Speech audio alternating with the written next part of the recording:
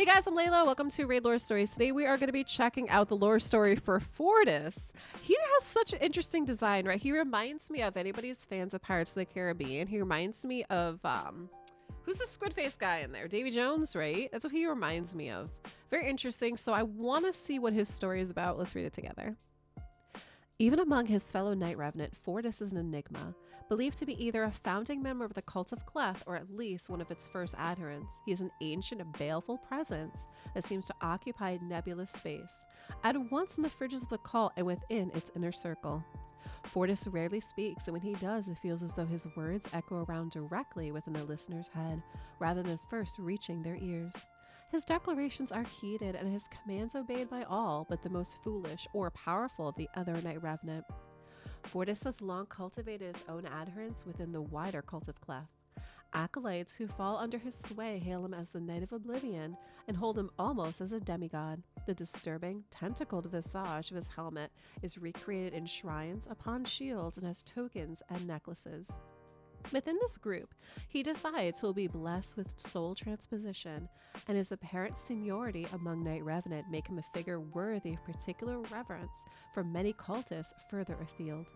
This block within the cult of Cleth certainly enhances his standing, to such an extent that some other Knight Revenant fear he may one day head a schism. Nobody knows Fortus's origins, nor have they even seen what lies beneath his strange, disturbing helm. This is probably for the best. It is argued by those who know him as his true identity would surely be too much for the sanity of both mortals and immortals alike.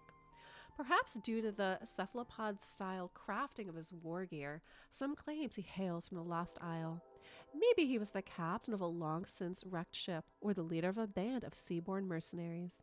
A particularly intractable belief among his servants and acolytes is that he was the king of one of the Lost Isles that was submerged forever beneath a vast tidal wave long ago.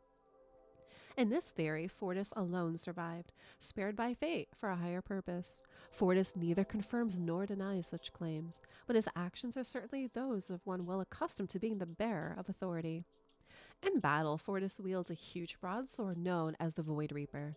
The weapon seems to possess an uncertain nature, its blade constantly flickering, as though it isn't wholly present in the reality which Teleria occupies. It can phase through the heavy army of a Knight of the Sacred Order, the muscle of an Ocaran, and the throat scales of a Lizardman warrior with equal ease, and send the souls of the victim tumbling into oblivion. In truth, however, the accursed sword is the least deadly of Fortus's armaments. Any who are in Fortus's presence cannot help but suffer a deeply unpleasant, unsettling sensation. Some describe it as a physical discomfort, such as a biting cold or a splitting headache, while others find their mind wandering to terrible things, confronting their own mortality or pondering the yawning horrors of oblivion. For his own part, Fortus seems to do nothing to inspire these experiences, but when his ire is roused or he specifically directs his will while in combat, the effect is even more pronounced. Opponents collapse, screaming or clothe themselves in bouts of insanity as their greatest fears are realized and their mental defenses crumble as they find their minds beset by nightmares spawned out of a realm that no being in Teleria should ever be exposed to. Even other Knight Revenants seem discomforted by the Knight of Oblivion's presence, and no one can quite banish the sensation of clammy, suckered tentacles sliding over their throats, and shoulders are latching around their wrists and ankles whenever he fixes attention on them. Quite what Fortus is, or what his ultimate goals are, remain an enigma as the Knight Revenant itself. The only certainty is that mere mortals will not long withstand the future he has planned with either their bodies or their souls intact. Wow, that's kind of a that's a much darker story than I would have thought. Wow. What do you guys think of this one for Fortus? I thought it was pretty good. They kind of make him to I don't know, they almost make it like how when people are around him, they almost go insane or almost crazy in some ways, right? And that's kind of creepy thinking about like the whole tentacle thing. So I think they did a pretty good job with this story, guys. Drop a comment down below what you think for this story, and thanks for watching.